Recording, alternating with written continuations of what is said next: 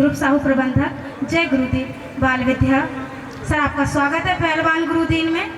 आपका आना हमारे लिए अत्यंत हर्ष उल्लास की बात है और कार्यक्रम को गति प्रदान करते हुए मैं एक बार पुनः आप सभी को अवगत करा दूं कि प्रथम दिवस खेल प्रतियोगिताओं में जिन प्रतिभागियों ने प्रतिभाग किया था, चाहे वो विजेता टीम हो, चाहे रनअप हो, चाहे फर्स्ट सेकंड थर्ड हो, कबड्डी, मेहंदी प्रतियोगिता, रंगोली प्रतियोगिता, कुकिंग प्रतियोगिता, क्रिकेट, कबड्डी, साइकिलिंग, समस्त मेंटोर से मेरा निवेदन है कि वह अपने अपने प्रतिभागियों को लेकर मंच पर उपस्थित हो जाए, क्योंकि टैलेंट को इंतज़ार कराना थोड़ा अच्छा नहीं लगता है। एक बार पुनः जोरदार तालियां आप सभी के लिए। आप बेहद इस मंच को सुशोभित कर रहे हैं।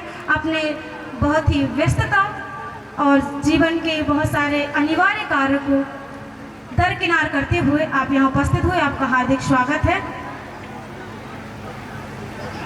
और मैं विनम्र भाव से और हृदय से आप सभी के समक्ष इस मंच पर हमारे परम सम्माननीय संस्थापक महोदय जी से निवेदन करती हूँ कि सर आप आएँ और हमारे अतिथियों का एक बार पुनः स्वागत करें, क्योंकि भारत देश में अतिथियों का स्वागत जितना किया जाए उतना कम है और ईश्वर की साक्षात छवि आज हमारे इस मंच पर और हमारे आदरणीय मंच, सम्माननीय परम सम्माननीय मंच पर सुशोभित हो रही है। जोरदार तालियां हमारे सर के लिए। बहुत बहुत धन्यवाद। पहलवान गुरुदीन गुरुपाप कॉलेज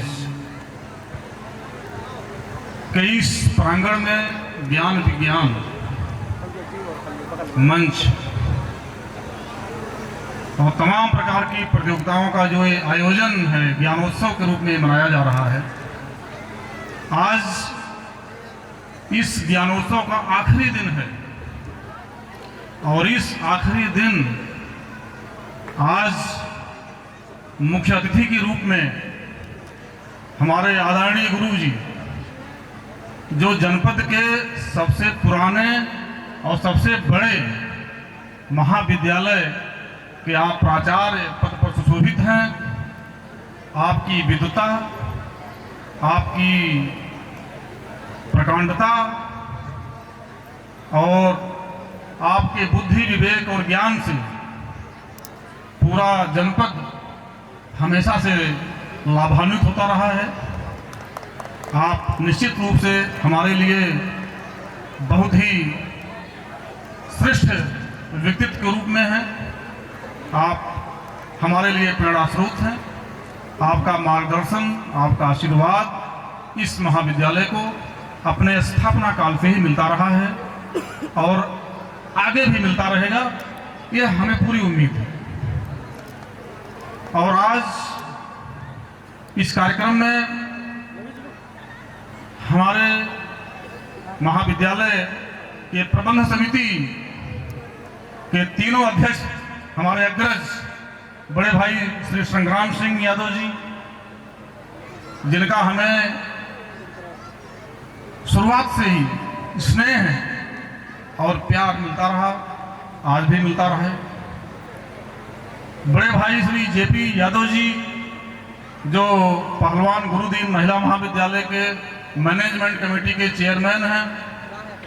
आप भी हमारे शुरुआती दिनों के संघर्ष के साथी हैं और आपका मार्गदर्शन, आपका संरक्षण हमें प्राप्त हुआ है और आगे भी होता रहेगा, मैं इसको अच्छी तरह से जानता हूं। बड़े भाई श्री कन्हैयालाल यादव जी, जो पहलवान गुरुदीन प्रशिक्षण महाविद्यालय के मैनेजमेंट कमेटी के आप अध्यक्ष हैं, चेयरमैन हैं। आपका उत्साह, आपका जज्बा, आपका सहयोग इस महाविद्यालय को आगे बढ़ाने में बहुत ही सराहनीय रहा है और मैं ये चाहता हूं कि आप दीर्घायु को प्राप्त हों, स्वस्थ रहें, प्रसन्न रहें, खुश रहें, ताकि आपका मार्गदर्शन, आपका आशीर्वाद इस महाविद्यालय परिवार को पहले की तरह मिलता रहे। हमारे बड़े भाई श्री के.एस. सिंह यादव जी, जो इस जनपद में जिला मलेरिया अधिकारी के पद पर तैनात रहे और आपने शुरू से ही हमारे बच्चों को और हम लोगों को अपना आशीर्वाद दिया, अपना स्नेह और प्यार दिया। निश्चित रूप से आपका बहुत बड़ा योगदान है। मैं आपको भी बहुत बहुत धन्यवाद ज्ञापित करता हूँ। इस अवसर पर प्रकांड विद्वान, शिक्षक और समाज सेवी जिनके अनवरत कार्यक्रम इस पूरे बुंदेलखंड में चलते रहते हैं, भाई श्री लखनलाल आर्या जी आज हमारे बीच में मौजूद हैं। आप मौजूद रहें न रहें, आपका आशीर्वाद, आपका स्नेह सौरभ को हमेशा मिलता रहता है और मुझे आप अवगत भी कराते रहते हैं कि आज ये हुआ, आज वो हुआ। तो बहुत बहुत धन्यवाद आपको, बहुत बहुत बधाई। मैं उम्मीद करता हूं कि आपका भी सहयोग, आपका आशीर्वाद हम लोगों को मिलता रहेगा। आज इस अवसर पर management association, private school management association जनपद ललितपुर के अध्यक्ष भी यहाँ मौजूद हैं। आपका भी स्नेह, प्रेम, सहयोग इस कॉलेज के चीफ मैनेजिंग डायरेक्टर सौरभ भैया को आपका भी आशीर्वाद हमेशा मिलता रहता है। मुझे आशा ही नहीं, पूर्ण विश्वास है आपका यह स्नेह और प्रेम अनवरत बरसता रहेगा और हम सभी लोग आपके आभारी रहेंगे। इस कार्यक्रम को सफल बनाने में इस पहलवान गुरुदीन ग्रुप ऑफ कॉलेज के हमारे प्राचार्यगण सर्वश्री डॉक्टर महेश कुमार झा, जिनका अनुभव, जिनकी सहनशीलता, जिनकी विनम्रता और जिनका धैर्य इस महाविद्यालय को मिलता है, निश्चित रूप से इसको अग्रणी बनाने में आपकी भूमिका महत्वपूर्ण है।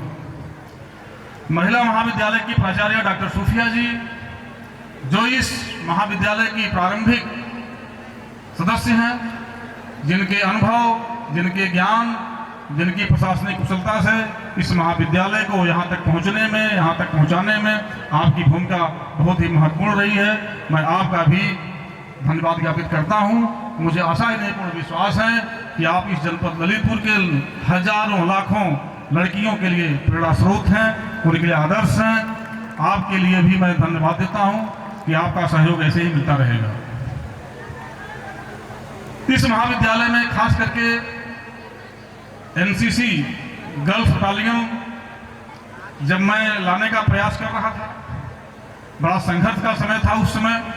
जनपद ललितपुर में खास करके बेटियों को एनसीसी ज्वाइन कराना बड़ा कठिन काम था। ऐसी स्थिति में डॉक्टर वंदना याज्ञिक मैम, जो होम साइंस डिपार्टमेंट की एचओडी हैं, उन्होंने अथक प्रयास किया, अथक परिश्रम किया। एनसीसी की बटालियन यहाँ कायम हो पाई। उनके अथक प्रयास, उनके समर्पण, उनके निष्ठा की बदौलत आज पूरे जनपद में हजारों लड़कियों ने एनसीसी का बी और सी सर्टिफिकेट प्राप्त करके अपने जीवन में कामयाबी हासिल की है। आप उन सभी के लिए प्रेरणा स्रोत हैं, उनके लिए आदर्श हैं। आप निश्चित रूप से हम सभी के लिए बहुत ही गौरव करने वाली बात है। आप पर हम लोग गर्व करते हैं, प्राउड करते हैं कि आप जैसी होनहार शिक्षिका इस महाविद्यालय का अंग है। और मैं उम्मीद करता हूं कि आप आगे भी खुश रहेंगी, प्रसन्न रहेंगी और आपका सहयोग मिलता रहेगा। बाकी इस कॉलेज में 300 प्लस स्टाफ है, सभी का नाम नहीं पाना बड़ा मुश्किल है। डॉक्टर विनोद यादव जी हैं, फार्मेसी डिपार्टमेंट को देखते हैं। इंजीनियर विनय रावत जी हैं, जो यूपी सीबीएसई बोर्ड के स्कूल के प्रिंसिपल हैं, उसको अच्छे तरीके से अपना भूमिका का निर्वहन अदा कर रहे हैं। रक्षपाल सिंह यादव जी हैं, जिन्होंने यूपी बोर्ड के स्कूल को अच्छे से संभाला हुआ है। और फार्मेसी डिपार्टमेंट की आंचल मैडम हैं, जिन्होंने अपने काम को करने के साथ साथ पूरे ग्रुप ऑफ कॉलेज के मैनेजिंग डायरेक्टर की भी भूमिका अदा की है। आज यह जो भी कार्यक्रम आप देख रहे हैं, ज्ञानोत्सव, इस रूप में उनकी भूमिका बहुत ही सराहनीय है। मैं उनका भी सम्मान करता हूं, वो तो मेरी बेटी जैसी है। और नंद बाबा ट्रस्ट, आपने देखा होगा रास्ते में हमारे महाविद्यालय के सामने भगवान श्री कृष्ण की असीम कृपा है कि उनका मंदिर आदरणीय फौज से रिटायर्ड वर्तमान शिक्षक और सामाजिक कार्यकर्ता हमारे फौजी साहब राजपाल जी, जिनका हमेशा से मुझे मार्गदर्शन सहयोग मिलता रहता है, उनका भी मैं बहुत बहुत आभारी हूँ। यादव युवा महासभा के अध्यक्ष भाई आधार सिंह जी, आपका भी बहुत बहुत धन्यवाद, बहुत बहुत आभार कि आपने इस जनपद में एक बड़ा संगठन खड़ा किया है। मुझे उम्मीद है कि आने वाले समय में आप और भी अधिक महत्वपूर्ण भूमिका अदा करेंगे। मेरी बहू डॉक्टर पूजा यादव, मैं ज़्यादा तारीफ करूंगा तो शब्द कम पड़ जाएंगे, इसलिए मैं उनकी बहुत तारीफ करता हूं और उनके उज्जवल भविष्य की कामना करता हूं कि आपने जिस तरीके से हमारे परिवार का मान सम्मान गौरव बढ़ाया है, इसके लिए मैं आपका भी बहुत बहुत आभारी हूं। और मुझे उम्मीद है कि अपने इसी प्रकार के सद्कर्मों से, अच्छे विचारों से, अपने व्यवहार से, अपनी वाणी से इस परिवार को आगे ऊंचाइयों तक ले जाएंगी। बहुत बहुत धन्यवाद आपका। हमारे तमाम विद्वान शिक्षक शिक्षिकाएं, सहयोगी स्टाफ, लिपिकी संवर्ग के हों चाहे चतुर्थ श्रेणी के हों, उन लोगों ने भी इस कार्यक्रम को सफल बनाने में, शानदार बनाने में अपनी बहुत महत्वपूर्ण भूमिका अदा की है। मैं उन सभी की तारीफ करता हूं और उज्जवल भविष्य की कामना करता हूं। और इस ग्रुप ऑफ कॉलेज के नन्हे मुन्ने प्यारे प्यारे बच्चों, बेटे और बेटियों, जिनके बिना यह कार्यक्रम अधूरा रहता, जिनके लिए यह कार्यक्रम हुआ, जिनके व्यक्तित्व के विकास के लिए, जिनके आत्मविश्वास को बढ़ाने के लिए इस ज्ञानोत्सव कार्यक्रम का आगाज किया गया, उन सभी की मैं उज्जवल भविष्य की कामना करता हूं और बधाई देता हूं। हमारे एनसीसी कैडेट्स जिन्होंने लगातार खड़े होकर के यहाँ अनुशासन, शांति व्यवस्था, प्रोटोकॉल को मेंटेन करने का काम किया है, मैं उनकी भी तारीफ करता हूं। उनकी भूमिका बहुत महत्वपूर्ण रही है। स्काउट गाइड, एनएसएस के जितने भी स्वयंसेवी कैडेट्स यहाँ पर मौजूद हैं, मैं उनकी भी तारीफ करता हूं कि आप लोगों ने इस पूरे कार्यक्रम को महान बनाने में, सफल बनाने में अपनी भूमिका को अदा किया है। बहुत बहुत धन्यवाद। इस जनपद के हमारे जो संभ्रांत नागरिकगण हैं, अभिभावक लोग हैं और हमारे पत्रकार साथी, विद्वान पत्रकार साथी जो हमारे प्रत्येक गतिविधियों को जन जन तक पहुंचाने में अग्रणी भूमिका अदा करते हैं, मैं उन सभी का आभार व्यक्त करता हूं, धन्यवाद देता हूं कि आप लोगों ने इस कार्यक्रम को शानदार बनाने में महत्वपूर्ण भूमिका अदा की है। और इस पूरे कार्यक्रम को कोऑर्डिनेट करने में, पूरे कार्यक्रम को रोमांचक बनाने में, पूरे कार्यक्रम को एक लय और गति देने में जिनकी भूमिका है वो हमारी दोनों संचालिकाएं हैं, डॉक्टर सुषमा पटेल जी और मिस ज्योति निरंजन। इन लोगों ने अपने ओजस्वी और शानदार एंकरिंग के माध्यम से, संचालन के माध्यम से, सबके रोंगटे खड़े करने वाले शब्दों का प्रयोग करके इस कार्यक्रम को बहुत ही रोमांचक और बहुत ही शानदार बनाया है। मैं आप सभी लोगों को धन्यवाद देता हूं कि आपने बहुत अच्छा काम किया। देखिए, भूमिका बहुत बड़ी हो गई। अब मैं कुछ इस ज्ञानोत्सव और शिक्षा के बारे में बात करना चाहता हूं। देखिए, कहते हैं कि शिक्षा वह शेरनी का दूध है जो जितना अधिक पिएगा उतना अधिक दहाड़ेगा। यह statement doctor B R. Ambedkar ji, जो इस देश के संविधान के रचयिता हैं, उनका है। इसीलिए कहते हैं कि अगर हमसे और आपसे कोई ये सवाल करे कि इस दुनिया का सबसे शक्तिशाली, सबसे ताकतवर कौन है, कोई कहेगा किसी देश का राजा, किसी देश का प्राइम मिनिस्टर, किसी देश का प्रेसिडेंट, किसी देश की सेनाओं का सेनापति, किसी देश का उद्योगपति, किसी देश का धनाढ़ कुबेर, कोई आग्नेयास्त्र, मिसाइल, एटॉमिक बम, तमाम चीजें शक्ति के रूप में लोग परिभाषित करते हैं, लोग जानते हैं। लेकिन मेरा यह मानना है कि दुनिया का सबसे शक्तिशाली व्यक्ति वह है जो शिक्षित है, जो विवेकवान है, जो ज्ञानी है। क्योंकि एक राजा की पूजा, एक राजा का सम्मान जहां तक उसकी भौगोलिक सीमा है वहीं तक होती है, और उसके अंदर भी पुतले फूंके जाते हैं। एक उद्योगपति का धन, एक धन्ना सेठ का धन आज है तो कल खत्म हो सकता है। हमने देखा है न जाने कितने धन्ना सेठों का धन समाप्त हो गया। कोई आग्नेयास्त्र, कोई अस्त्र शस्त्र, उसकी भी अवधि होती है, उसकी भी सीमा होती है। जब तक उसमें चमक है तभी तो वो काम करती है, आगे नहीं करती है। लेकिन एक शिक्षाविद, एक शिक्षित व्यक्ति का सम्मान किसी भौगोलिक सीमा का मोहताज नहीं होता है, किसी कालखंड का मोहताज नहीं होता है। क्योंकि एक शिक्षित व्यक्ति की पूजा पूरे दुनिया में होती है। 1 घंटा 7 मिनट। आज हमारे बीच में डॉक्टर B.R. अम्बेडकर जी नहीं हैं, लेकिन उनकी पूजा, उनका सम्मान पूरे दुनिया में होता है। और जो उनका सम्मान नहीं करना चाहते हैं, अंदर से उनसे किसी भी वजह से जेलसी रखते हैं, वह भी मजबूरी में सम्मान करते हैं। यह एक शिक्षित व्यक्ति का सम्मान है। Albert Einstein, Thomas Alva Edison जैसे तमाम वैज्ञानिक किसी एक देश की भौगोलिक सीमा के मोहताज नहीं है, इनका भी सम्मान पूरी दुनिया में होता है। हमारे देश के महान कवि तुलसीदास जी, रहीमदास जी, कबीरदास जी, तमाम ऐसे कवि, साहित्यकार, लेखक हुए जो किसी भौगोलिक सीमा और कालखंड के मोहताज नहीं हैं। इनका सम्मान पूरी दुनिया में होता है। कहने का मतलब, मैं समझता हूं इस देश का, इस दुनिया का सबसे शक्तिशाली, सबसे पावरफुल, सबसे अधिक सम्मानित व्यक्ति एक शिक्षित व्यक्ति होता है।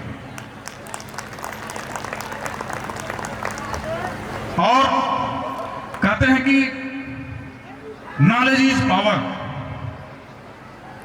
Knowledge is power. मैं कहता हूं कि नॉलेज इज नॉट पावर। शिक्षा एक शक्ति है, मैं कहता हूं कि नहीं,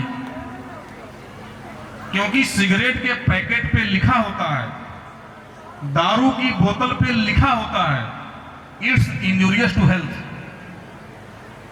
गुटखे के पैकेट पे लिखा होता है इसको खाने से कैंसर होता है। नॉलेज है लेकिन खाता है, नॉलेज है लेकिन पीता है। It means execution of knowledge, implementation of knowledge. ज्ञान का क्रियान्वयन, ज्ञान का अनुकरण, ज्ञान का अनुसरण आप करते हैं तब वो आपको शक्ति देगा। अगर आप उस ज्ञान का, उस नॉलेज का, उस एजुकेशन का अपने लाइफ में प्रयोग नहीं करते हैं तो आपको पावर नहीं मिलने वाली है। आपका ज्ञान, आपकी शिक्षा धरी की धरी रह जाएगी।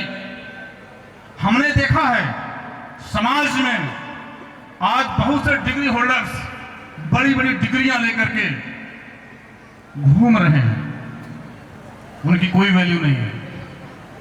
शिक्षित तो हैं, डिग्री है, लेकिन वैल्यू नहीं है। क्यों? ऐसा क्यों होता है? इसका मतलब है कि अकेले शिक्षा से, अकेले डिग्री से कुछ भी होने वाला नहीं है।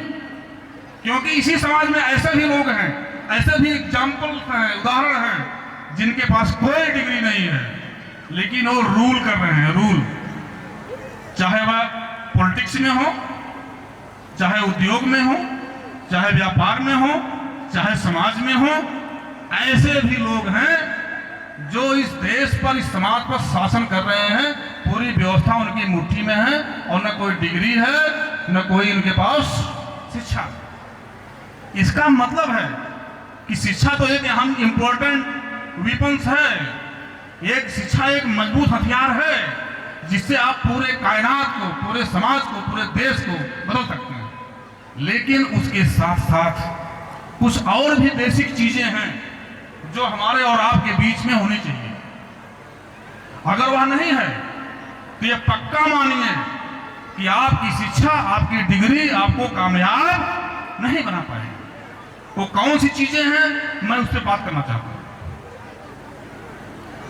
आखिर वो कौन सी ऐसी चीजें हैं, कौन सी ऐसी विशेषता है, कौन सी ऐसी हैबिट्स हैं जो आपको जो है दूसरों से बेहतर बना सकती है, आप कामयाब बन सकते हैं, आप सफल बन सकते हैं। मैं उससे बात करने वाला हूं, धैर्य से सुनिएगा। कहते हैं कि good habits make good future. कर्मण्येवाधिकारस्तु मा फलेषु कदाचन है। कर्म करना हमारे अधिकार में है, फल हमारे अधिकार में नहीं। अर्थात हम क्या फल पाएंगे, क्या रिजल्ट आएगा, ये मेरे अधिकार क्षेत्र की बात नहीं। कर्म हमारे अधिकार में है। और कर्म क्या है? अच्छी आदतें। हम अच्छी आदतें बना सकते हैं और अच्छी आदतें हमारा भविष्य बना देंगे। अच्छी आदतें क्या हैं, हमें और आपको पता है। इतने छोटे भी हम लोग नहीं हैं अब कि हमें आपको पता नहीं है। अच्छी हैबिट्स भी हमारा भविष्य बनाती हैं। अगर हम शिक्षित हैं, अच्छी हैबिट्स नहीं है, अच्छी आदतें नहीं हैं, तो हमारा भविष्य आपका नहीं बन पाएगा, सम्मान नहीं मिल पाएगा। क्योंकि रावण अपने जमाने का सबसे विद्वान व्यक्ति था। उतना विद्वता, उतना ज्ञान उसके जमाने में, त्रेता युग में किसी के पास नहीं था। लेकिन आज उसका सम्मान नहीं होता। क्यों? क्योंकि उसकी हैबिट्स खराब थी, उसकी आदतें खराब थी। तो आज हम आप कहां टिकते हैं? हमारे आप पास इतना कुछ भी नहीं है, केवल हैबिट्स हमारे हाथ में है। अगर हमने अपनी आदतें अच्छी बना ली तो निश्चित रूप से आप सफल हो जाएंगे, कामयाब हो जाएंगे। अच्छी आदतें क्या हैं? अनुशासन। अनुशासन कई प्रकार का होता, बहुत बड़ा विषय है, शॉर्ट में बताऊंगा। कुछ ऐसे रूल्स हैं जो खुद फॉलो करने पड़ते हैं, उसको आपको कोई फॉलो नहीं कराएगा। जैसे सुबह जल्दी उठना, एक्सरसाइज करना, व्यायाम करना, योगा करना, माँ बाप का चरण स्पर्श करके उनका आशीर्वाद लेना, ये दुनिया की बेस्ट हैबिट्स। अगर आप नहीं करते हैं, डिग्री ले लो, कामयाबी नहीं मिलेगी।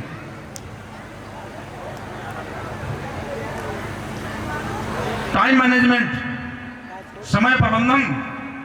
आपके पास खूब डिग्री है, खूब एजुकेशन है, आपका टाइम मैनेजमेंट ठीक नहीं है, कामयाबी आपको नहीं मिलेगी। कब क्या काम करना है, कितना करना है, कैसे करना है, ये आपको सीखना होगा और फॉलो करना पड़ेगा। कंसिस्टेंट एफर्ट, निरंतर प्रयास करना। अगर आप अपने गोल को पाने के लिए, अपने लक्ष्य को अचीव करने के लिए निरंतर एफर्ट नहीं करते हैं, निरंतर प्रयास नहीं करते हैं, तो आपको सफलता नहीं मिलेगी। थॉमस एल्वा एडिसन 9,999 बार फेल हो गया। उससे पत्रकार साथियों ने पूछा, यू आर फेल्ड एडिसन, छोड़ दो, जाने दो, बल्ब नहीं बनेगा। उसने कहा, मैं फेल नहीं हुआ हूं, FAIL, first attempt in learning है। मैंने 9,999 वो तरीके जान लिए जिनसे बल्ब नहीं बनता है। मैं अब 10,000वां तरीका देखूंगा। आखिर वो प्रयास सफल हुआ। आज बल्ब देखिए चमक रहा है। एक व्यक्ति के प्रयास से पूरी दुनिया में रोशनी फैल रही है। सोचिए, जब ये बल्ब नहीं रहा होगा तो उस समय दुनिया कैसी रही होगी? डिबरी युग, लालटेन युग, मिट्टी का तेल, लकड़ी जला के अब्राहम लिंकन ने पढ़ाई की थी। बोलिए, ऐसा था नहीं था? तो एक व्यक्ति के एक प्रयास ने पूरी दुनिया को बदल दिया। तो कंसिस्टेंट एफर्ट करना चाहिए, कभी भी हार नहीं मानना चाहिए। अगर आप कोई प्रयास कर रहे हैं तो ये पक्का मानिए कि आपका एक आखिरी प्रयास आपको सफलता दिला देगा।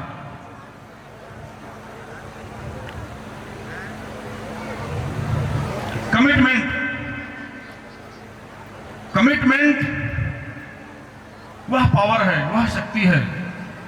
लोग कहते हैं कि एक कहावत है कि लोग बात से बदल जाते हैं। अगर आपने जो कमिटमेंट कर लिया किसी व्यक्ति से, किसी परिवार से, किसी समाज से, किसी संस्था से, तो उस कमिटमेंट को पूरा करने का प्रयास कीजिए।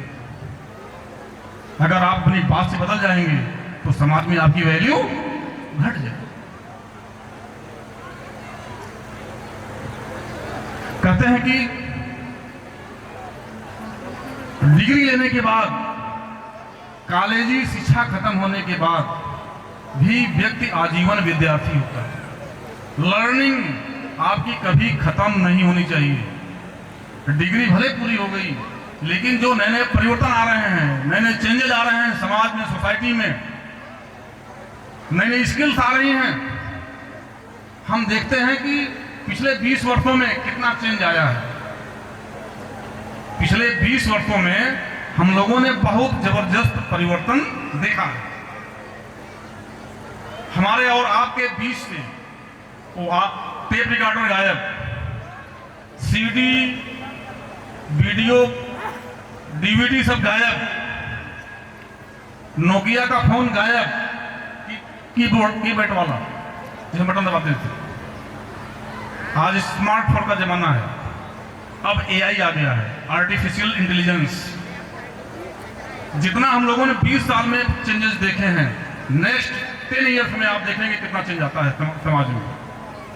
तो जो अपने आप को अपग्रेड नहीं करेगा, लर्निंग प्रोसेस में नहीं लाएगा, अपने आप को अपडेट नहीं करेगा, वह नोकिया फोन की तरह चलन से बाहर हो जाएगा,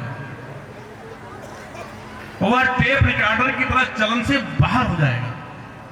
समाज उसको छोड़ देगा। तो अगर आप चाहते हैं कि आपकी वैल्यू मेंटेन रहे, समाज में आपका सम्मान बरकरार रहे,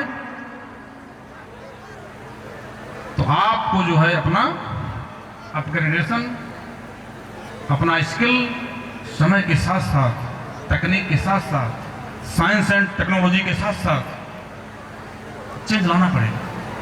नहीं लाएंगे तो आप बाहर हो जाएंगे। आज शिक्षक की भूमिका बदल गई है। शिक्षक से ज्यादा ज्ञान तो बच्चों को है। आप ब्लैक बोर्ड पे लिखेंगे सिंधु घाटी की सभ्यता, बच्चा चैट जीपीटी पे लिखेगा सिंधु घाटी की सभ्यता, डिटेल सेंड, पूरा 4 पेज भेज देगा उसके पास। टीचर को नहीं पता, उसको आ गया। तो एक अच्छा शिक्षक केवल तथ्यों को पढ़ाए, केवल फैक्ट्स को याद कराए। अब ये बदल गया, गुरुजी की भूमिका चेंज हो गई है। सारे फैक्ट्स, सारे तथ्य उसकी मोबाइल पे हैं, वो भी घंटों में नहीं, उसको किताब ही नहीं पढ़ना है। अब लाइब्रेरी में किताब पढ़ने की भी जरूरत नहीं है। एआई, आर्टिफिशियल इंटेलिजेंस, आप दुनिया की कोई किताब लिखो आ जाएगी। डिटेल चाहे डिटेल में आएगी, समरी चाहे समरी आ जाएगी। क्या भूमिका है? एक अच्छा शिक्षक अब वह माना जाएगा जो किसी छात्र में, किसी स्टूडेंट में ज्ञान की भूख को पैदा कर दे। ज्ञान की भूख, पढ़ने की भूख, उसकी जिज्ञासा, उसकी क्यूरियोसिटी बढ़ा दे। अब वह एक अच्छा शिक्षक माना जाए। उसकी आदतें बदल दे, उसका मोटिव चेंज कर दे, उसका गोल चेंज कर दे, उसके पर्सनालिटी में कुछ वैल्यू ऐड कर दे। अब एक अच्छा शिक्षक वह माना जाएगा, क्योंकि पढ़ने पढ़ाने के लिए कुछ बचा नहीं है, सब कुछ एआई दे रहा है।